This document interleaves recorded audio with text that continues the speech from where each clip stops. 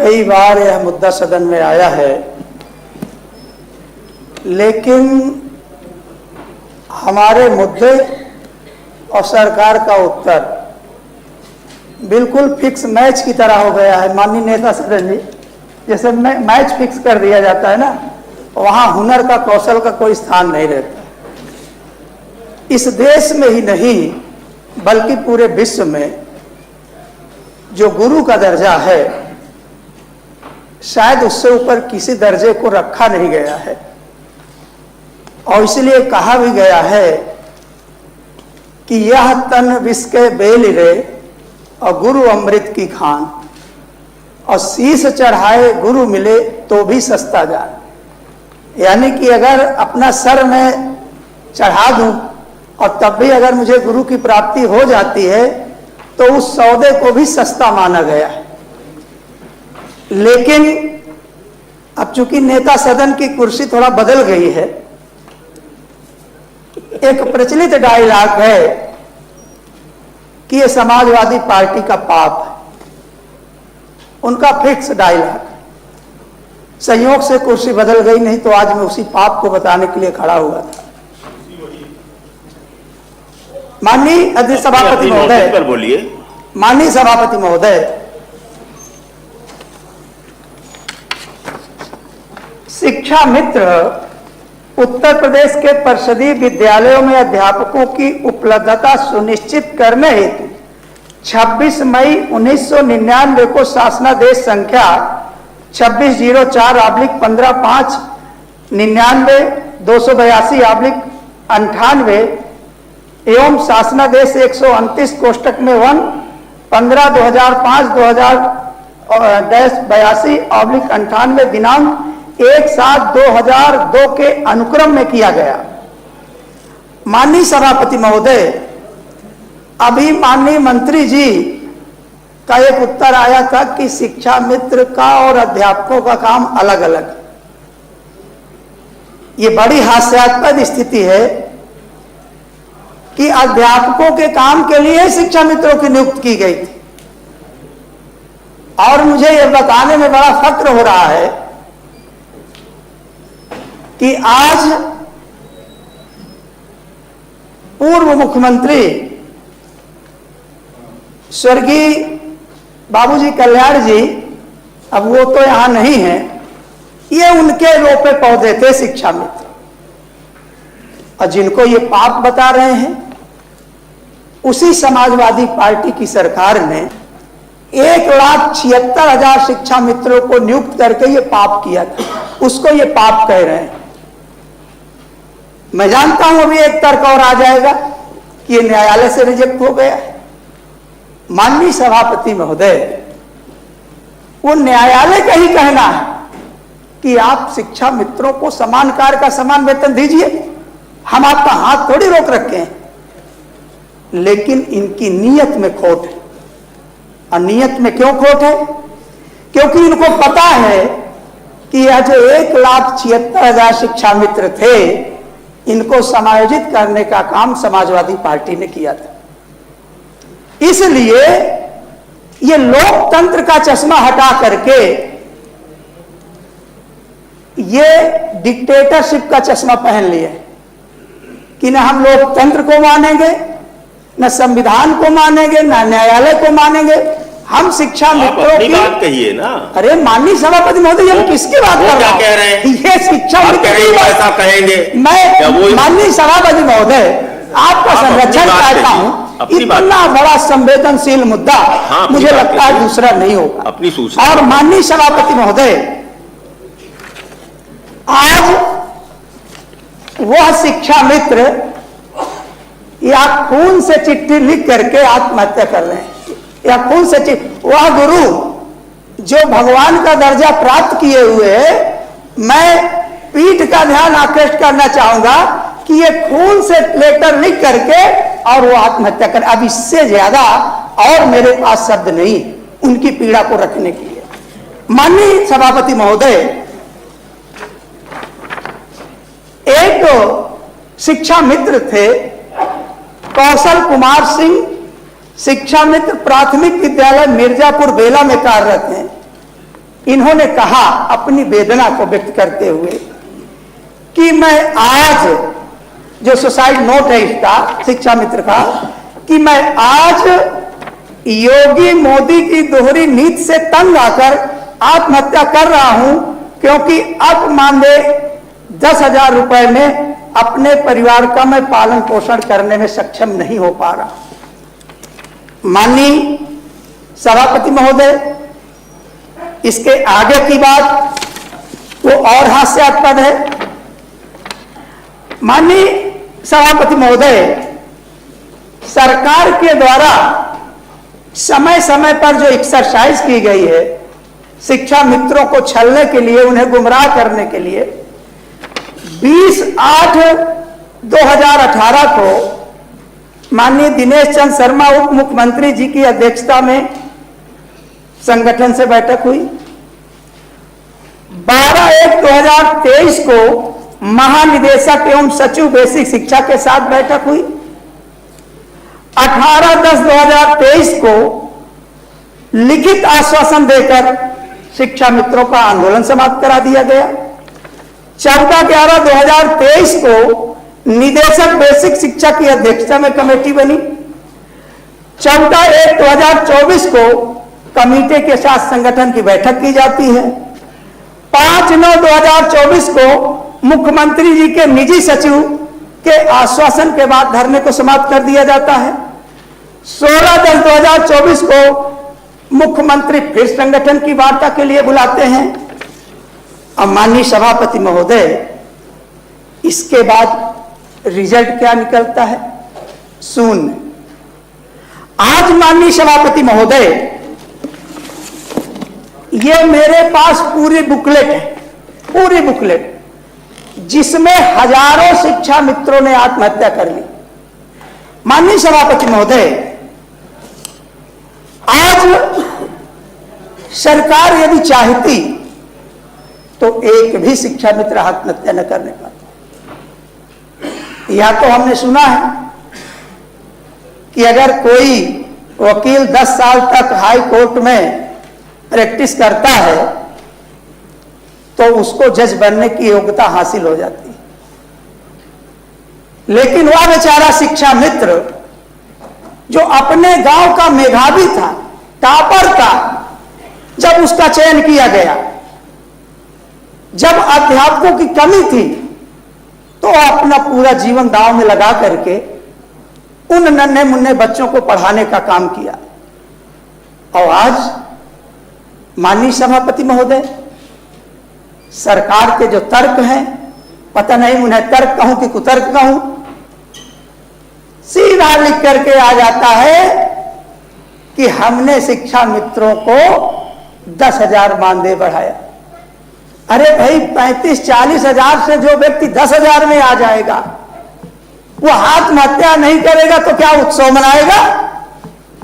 कोई समाप्त करिए डॉक्टर। कोई शिक्षा मित्र, माननीय सभापति महोदय, अपना किस्त में मकान ले लिया, कोई बच्चों को शहर में पढ़ाने लगा, तो आज उसी सदमे से हजारों की संख्या में शिक्षा मित्र आत्महत्या कर लिए।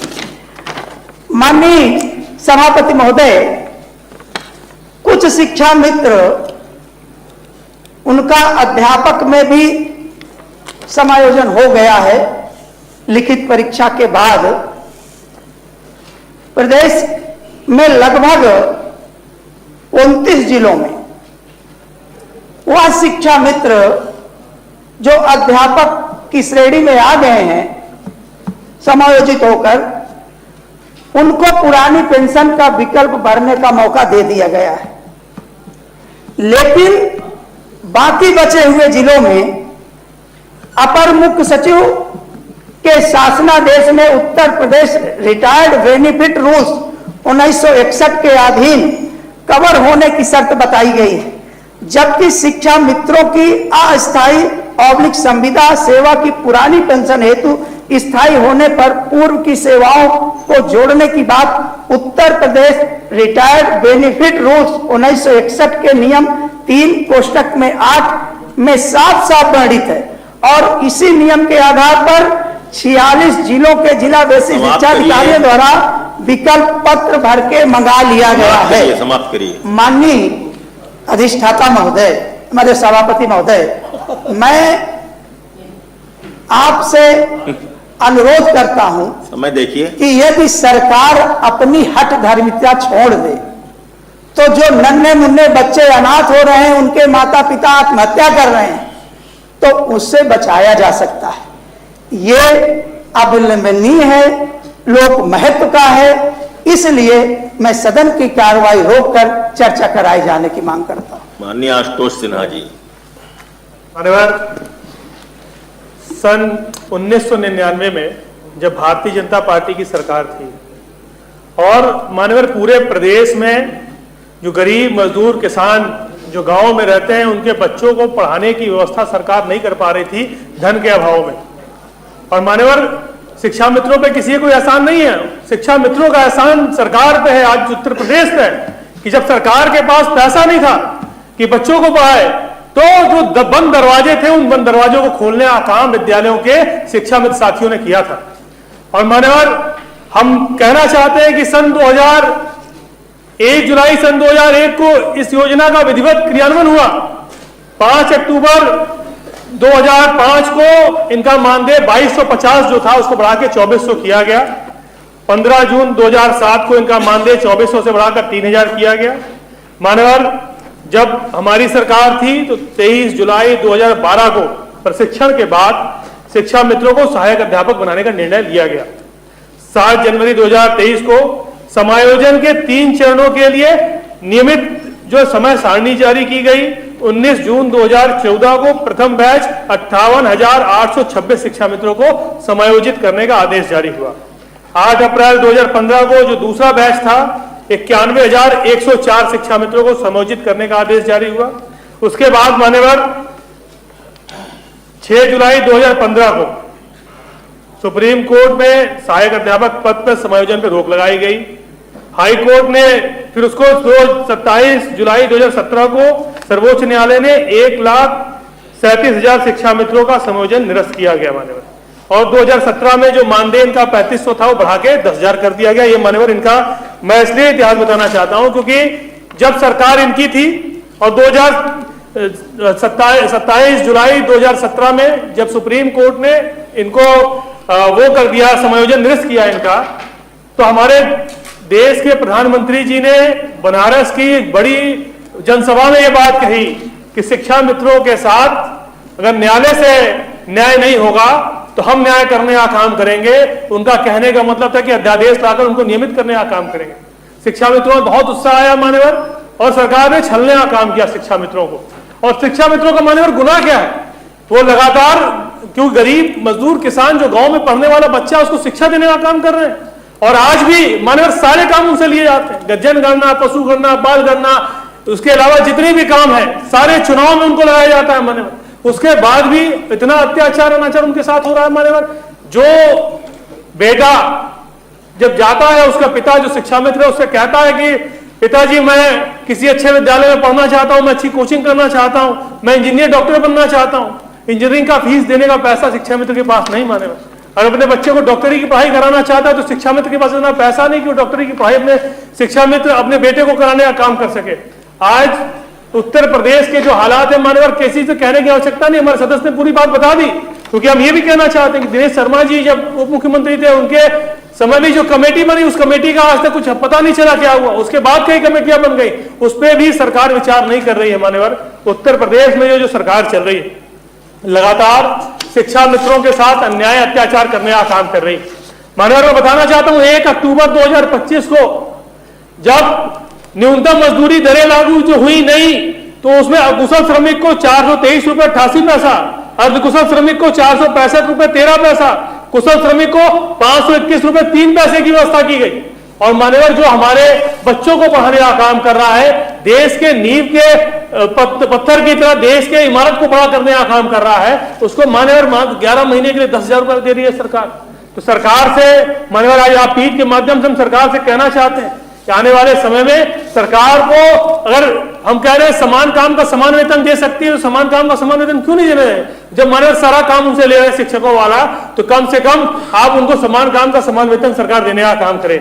मानवर शिक्षा मित्रों के बारे में मैं ये कहना चाहता हूं कि जो 2-4 बातें हैं कि संशोधित अध्यादेश लाकर या तो मान्यवर पुनः शिक्षा मित्रों को सहायक अध्यापक के पद पर सरकार बहाल करे, भारत का राष्ट्रपति 10 अगस्त 2017 लागू हो, समान कार्य का समान वेतन, जो मैंने कहा 62 वर्ष हेतु इनकी सेवा नियमावली बनाई जाए। मान्यवर NCTE के 23 अगस्त 2010 के पैरा 4 में शिक्षा मित्रों को शामिल करते हुए शिक्षा मित्रों को अध्यादेश लाकर TT की परीक्षा से भी छूट देने का काम सरकार को करना चाहिए। जिन शिक्षा मित्रों के आंदोलन में जान चली गई, उनके परिवार के सदस्यों को भी मान्यवर सरकार को सरकारी नौकरी देनी चाहिए, और जिनको झूठे मुकदमे फंसाया जा रहा है उनके साथ भी मान्यवर सारे मुकदमे सरकार को वापस लेना चाहिए। समायोजन के पूर्व जिन शिक्षा मित्रों ने टेट पास किया था, टेट पास शिक्षा मित्र, उनको भी मान्यवर अब इनको सहायक अध्यापक के रूप में बहाल कर देना चाहिए। मैं मान्यवर सरकार से मांग कर रहा हूं कि लगातार जो शिक्षा मित्रों की उपेक्षा उत्तर प्रदेश की सरकार कर रही है, इनको कम से कम शिक्षा मित्रों के साथ न्याय करना चाहिए। इसलिए न्याय करना चाहिए मान्यवर क्योंकि शिक्षा मित्र हमारे और आपके बच्चों को, गरीब के बच्चों को पढ़ाने का काम कर रहा है, और मान्यवर ये गुनाह है, तो ये गुनाह हम चाहते हैं कि हम भी उनके साथ खड़े हैं। और उनके आज ये जो महत्वपूर्ण चर्चा है, इस पे 2 बात कहते हुए बस अपनी बात मैं खत्म करना चाहता हूं कि शिक्षा मित्र है सिर्फ नाम भर नहीं, टूट कर भी जो पढ़ाएं वो आम इंसान नहीं, न तनख्वाह का सहारा न भविष्य की कोई राह, फिर भी हर सुबह स्कूल पहुंचते ये कैसी चाह, कितनी विडंबना है इस व्यवस्था के दौर में, गुरु का सम्मान खो गया कागजी शोर में। तो मान्यवर आज इस महत्वपूर्ण चर्चा की मैं मांग करता हूं मान्यवर, बहुत महत्वपूर्ण विषय है। शिक्षा मित्रों को मान्यवर सरकार को मानदेय बढ़ाने का काम करना चाहिए। अगर इतनी महंगाई जिस तरह से बढ़ रही है, मान्यवर सरकार से मैं मांग करता हूं, आपके माध्यम से, पीठ के माध्यम से मांग कर रहा हूं कि मान्यवर मांग आप कर चुके, दोबारा दोहरा रहे हैं। नहीं, एक बस मांग और करना चाहता हूं मान्यवर कि उनका जो समान काम की तरह समान वेतन देते हुए, और नहीं बता रहे मान्यवर कि उनको महंगाई की दर से जोड़ने का काम कर दें, कि हर बार ये विषय ना आए कि शिक्षा मित्रों का पैसा बढ़ाने की जो बात आ रही है मान्यवर, और महंगाई की दर से जोड़ दिया जाएगा। तो मैं वही कहना चाह रहा हूँ। तो ये बहुत महत्वपूर्ण अभिनंदनीय विषय है मान्यवर, इस पे आज की सारी कार्रवाई रोककर चर्चा कराई जाने की मांग करते हैं। ठीक, जसमीर जी बोलेंगे। आशुतोष सिन्हा जी, माननीय सभापति जी, बहुत विस्तार में सब बात रखा हमारे मान सिंह यादव जी। सच्चाई तो ये है कि ये बहुत पुराना मैटर चला रहा है, और कोर्ट ने सरकार के पाले में रख दिया कि जो भी आदेश सरकार चाहे वो कर सकती है, न सरकार ने रोका है और ना ही सरकार ने ये कहा कि ये कर दीजिए। तो आज सरकार को सहानुभूति के साथ मैं समझता हूँ बड़ा दिल दिखाते हुए शिक्षा मित्रों की जो भी मांगे हैं उनको पूरा कर दिया जाए, यही मेरी आपके माध्यम से ठीक है सरकार से अपील है। धन्यवाद। माननीय बेसिक शिक्षा मंत्री जी, आप बोलेंगे? बोलिए माननीय बेसिक शिक्षा मंत्री जी। माननीय सभापति जी,